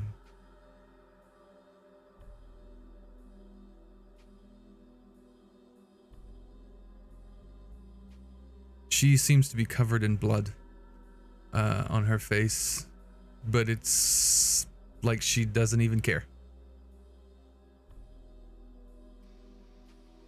You look like you've had a rough night. I hope I can take some of your troubles off your mind. And I invite her to sit down. Actually, don't mind if I do. Take a seat. This is yours. You definitely earned it. Haven't seen talent like that in some time. I appreciate the compliment, and I put the coin in the other cup of my bra, opposite the one where the silver bullet is right now. And I say, lap dance good enough for you? Sure. And I walk over, I bend over in front of her, and I start doing basic lap dance steps, kind of undulating my body in front of her face, rubbing her inner thighs with my shin, wiggling back and forth, giving her different views and angles of my body, and just start the small talk, so what do you do around here? How long you lived here? Blah, blah, blah. Basic questions. Long time. Work for somebody. Friend of a friend of a friend. You know how it is. Walls have ears even here. I understand. Have there I been any... appreciate the attempt at small talk, though. Dancers forget that nowadays. I've been doing this a long time. I'm a lot better at the art than most. Good thing that I ran into you then. It's a good thing you came into the club tonight. I haven't seen you here before, I don't think. Maybe our schedules just keep missing each other. That's one way of putting it. But, Interesting answer. New in town? sort of. I'm also, looking into some strange activities. Don't know, if you guys have been having similar trouble from the last place I was in or not. Usually I am the trouble. What are you looking into? Oh, this is actually some pretty big trouble.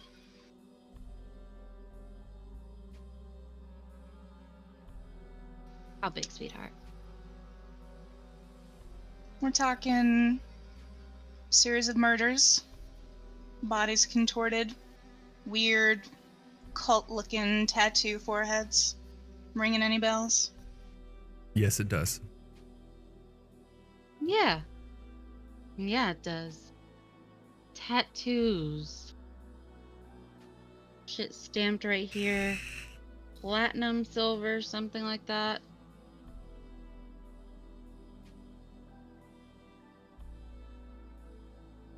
Do I notice, since she is performing for me, the various tattoos on her? Yes. Do I make the connection? Yes. Yeah, I have a feeling you could tell me a little more about those tattoos, actually, since you've got a matching one. Well, We could sit here all day talking about tattoos, You're the or one who brought it up, honey. I just wanted just to an dance. icebreaker. Gotta break the ice somehow, right?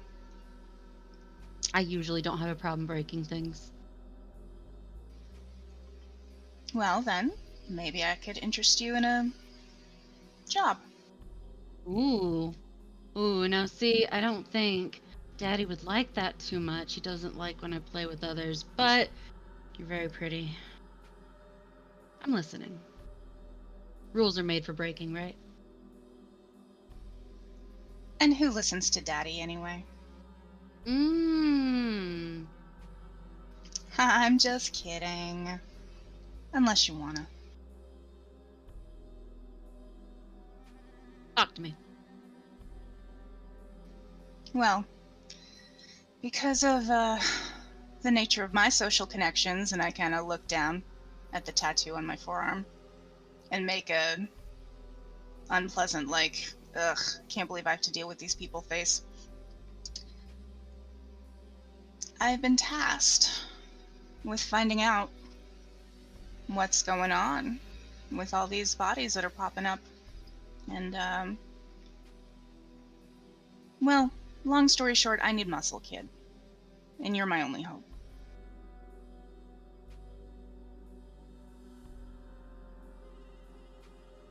Kid, huh? Ballsy.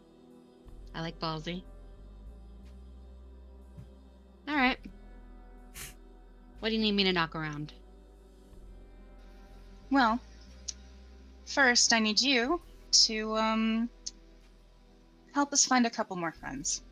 I mean, don't get me wrong, you're strong, but the people we're gonna have to, deal with, they're a lot stronger.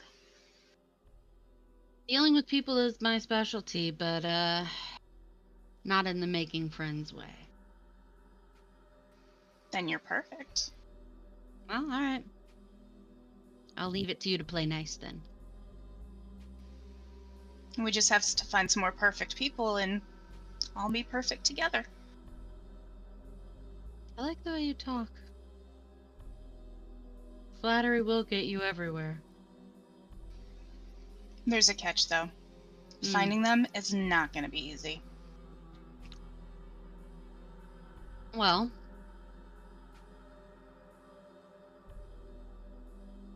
a lot of people come through here, and I could ask some friends. What kind of people do you need? Well, one of the people, um, let's just say her associate from my previous engagements had a thing for tarot.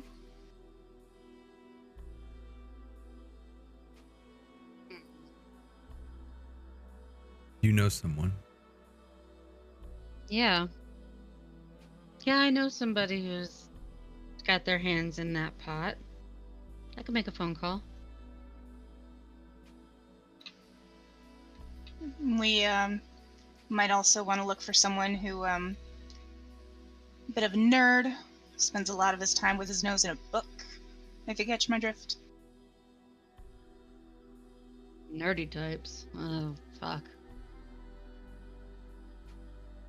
I don't know. I haven't had my nose in books since pre-college. I don't know. I got nothing on a nerd. How about someone who, does the investigation stuff, professionally? Doesn't necessarily have to be legit with the city police, private eyes sometimes do pretty well, but someone with those kind of connections would also be really helpful. The only cops I know are ones on the take. Well, if he's on the take, he'll be easy to work with. Alright. I don't know if he'll get into all this bullshit, but maybe. You're being pretty vague about this whatever, though. What are we assembling a team for? Sounds like more than knocking a few heads together. Oh, it is. These Oh. murders you're so interested in, they're connected to that tattoo on your arm, and if I'm not wrong, the Ophion Society is what they call themselves. At that moment, the That's- stripper tenses up visibly. That's some big name shit. And Yeah. I don't want things to get sandy. I raise enough hell and work hard enough to keep my life sand free. I like you, and I'm willing to help you. Because you're weird. But you're gonna have to be a little. Give me a little more. Well, it's appropriate that you're using all these sand metaphors because time is running the fuck out. And Okay. this is bigger than you, it's bigger than me, it's bigger than the Babylon Club. It's even bigger than the Ophion Society. They're shaking in their boots over this shit. Really? Yeah, really. You got that tattoo, so you've got to be one of them, right? Something like that. Tangentially.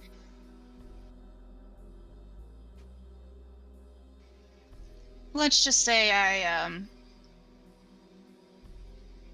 got invited to a club I didn't want to be a part of.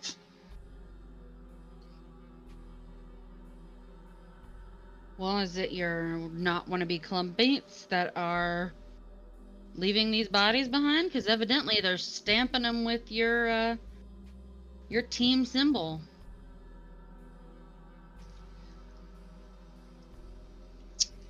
It's complicated. Sounds like it. Try and explain.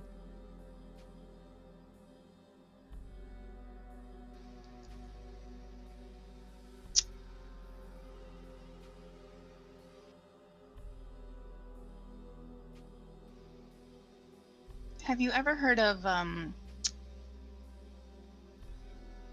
333?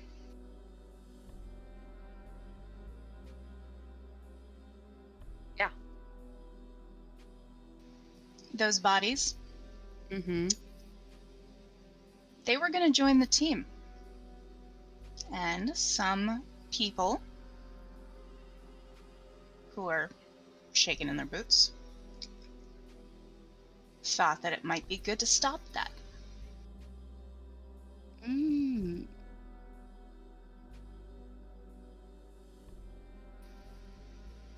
But there's going to be more bodies. A lot more. And if we don't stop them, they're going to succeed at ascending.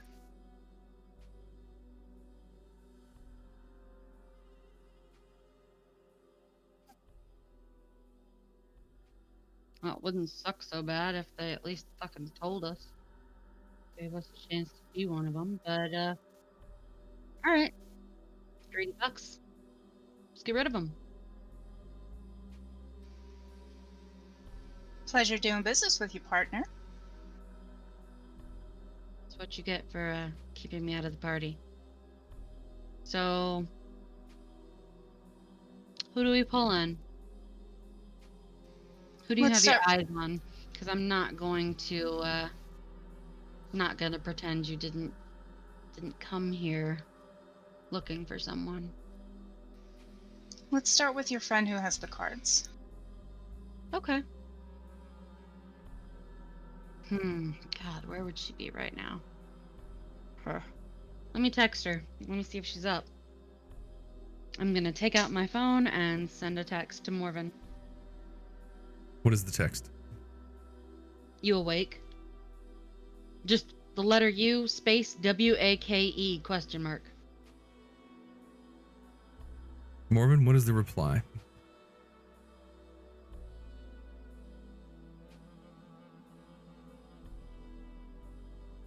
Oh, is my mic muffled? I have my blanket over my laptop. What is the reply? My reply is always with a little kiss at the end.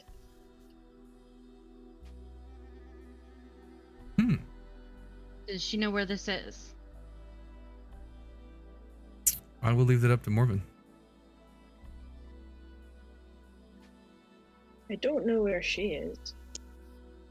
Were she No, to but do you explain know where she where- was? Do you know where, in this universe, does this Morven know where the Babylon Club is? Yes. Then it's, come to B Club. CUM, number 2, capital B, Club. No punctuation.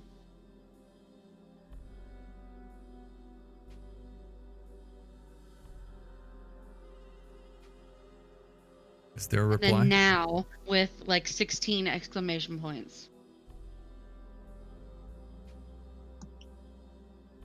I simply send a little kiss in reply. Okay. Yeah, she's up. She's on her way. I don't think she lives too far out. Might be half an hour if you're willing to wait. I can wait. Cool.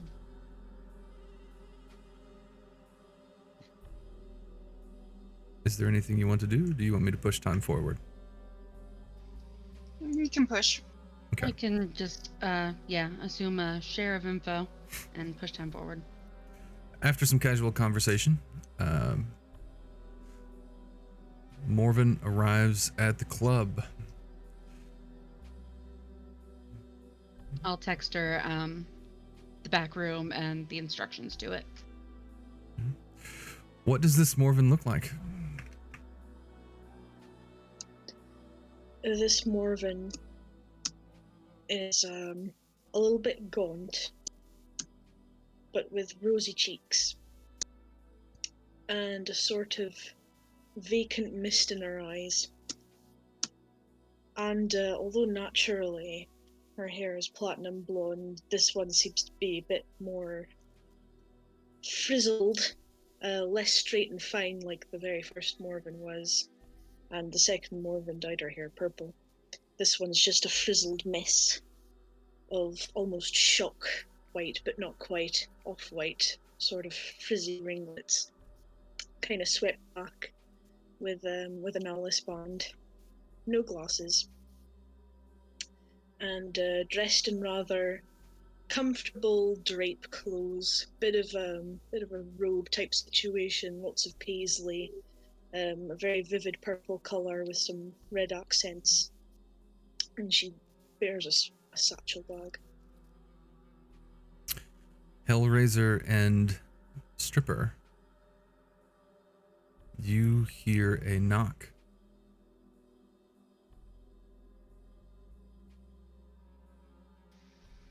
At your door.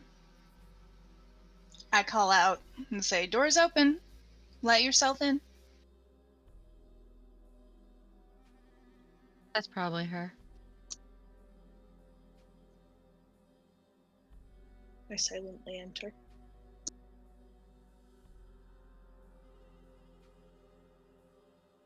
Good to see you. And you, how have you been doing? Not bad. Not bad. I had a new friend here I wanted you to meet. See, she said something about needing someone great with tarot, and who am I gonna call? Right? Appreciate that answer. Oh well, you know, I kind of expected it. I can't leave ever someone in need. Of course you I'm expected flattered it. She you would think. expects it because she knows. She always does. I turn to Morgan. I say, "Lorelei, pleasure to meet you." And I kind of do like a tiny little micro curtsy. Hellraiser, you know that is a sign of trust. Using a real name. Yeah, I do.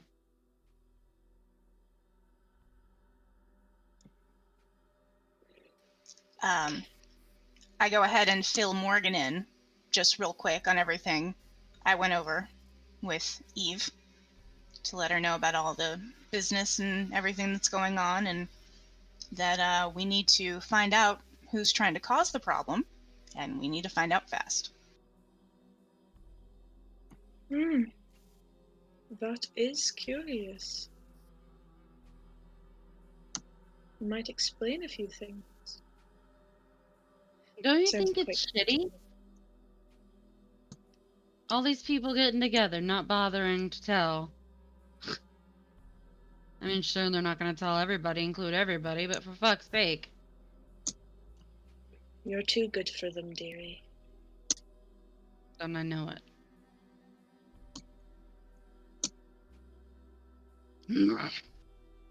Anyway, I know you'll know which way to go. You always know which way to go. You and your cats, they do the thing. It's fantastic. You flatter me. Well, Only because it's you were trusting enough to give your name an introduction. I introduced myself as Combs. My friends call me Morven. You may pick which one you call me, but if you choose the latter, you will be entitled to hugs. She means it. She'll hug you. You want to talk about weirdos? Let's start with Combs and work up to Morven. Yeah. Wonderful. At your pace. Don't let her meet your animals. Do let me meet your animals. Please ignore her. She'll pet them forever. And she I won't had a let cat you, once. Unfortunately, I think he's no longer with us. Too bad. You know what they say about 9 lives? I hope no one strangled it. Anyway, do you know what like, you're the one who's getting this super group together, so, leader, who do we go after first? I have a few leads, and then I proceed to reiterate to them everything I know about. I use code names, of course, but the Sandman and the all the main characters from the note from the Slumlord. Okay. But I also let them know that things are probably a little different in the city things have probably changed a little bit in the city since I received this information.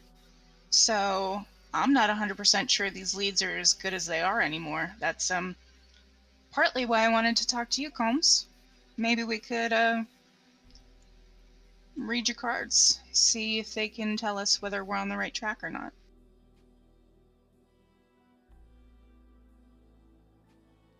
I'll try my best.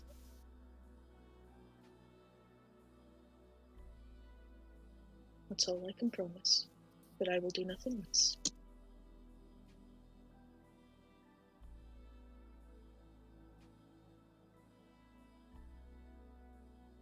Are we reading some cards? Guess so. All right. Describe your process and make your roll. Okay. I take a deep breath in, and I sit crisscross-legged on the floor. I lay out my deck. I fan spread them. Another deep breath. A moment of pause. I try and feel the room. I try and see if I can sense anything beyond, or within, or beside. And when I feel like I've picked up as many energies as I can, and if I've reached out as far as I can reach, I pull out 5 cards. Roll.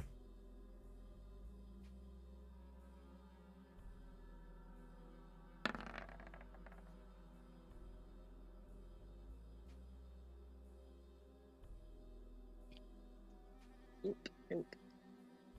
79 versus 25.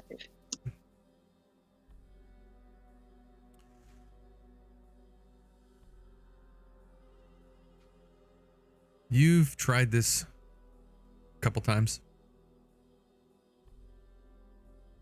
And you know you get a lot of inconsistencies when you're inside the Babylon Club. Something about the magic here, it doesn't like when you use it. Unless you're making a deal.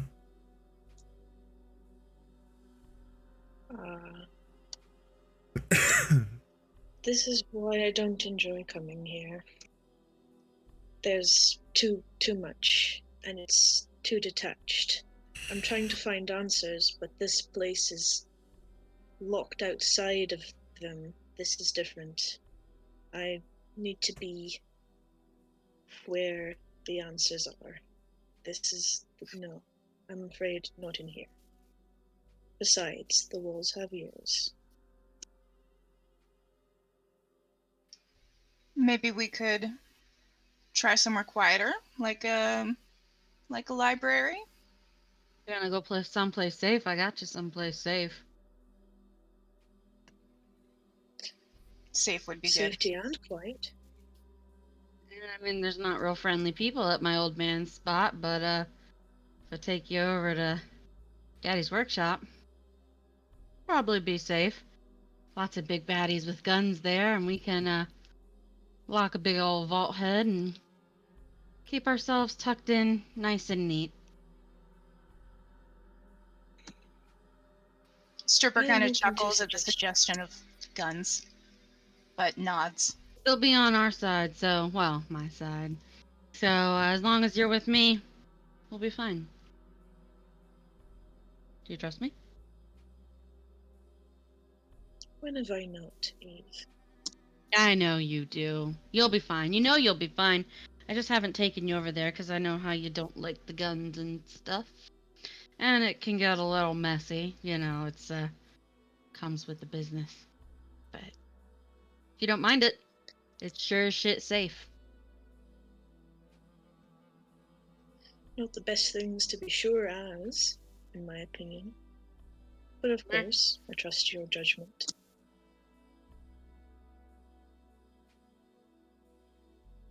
If there's no other better ideas, Then let's go see this vault of yours.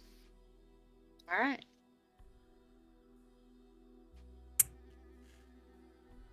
As the three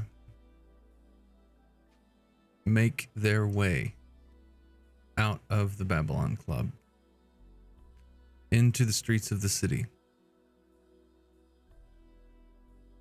we see this colored smoke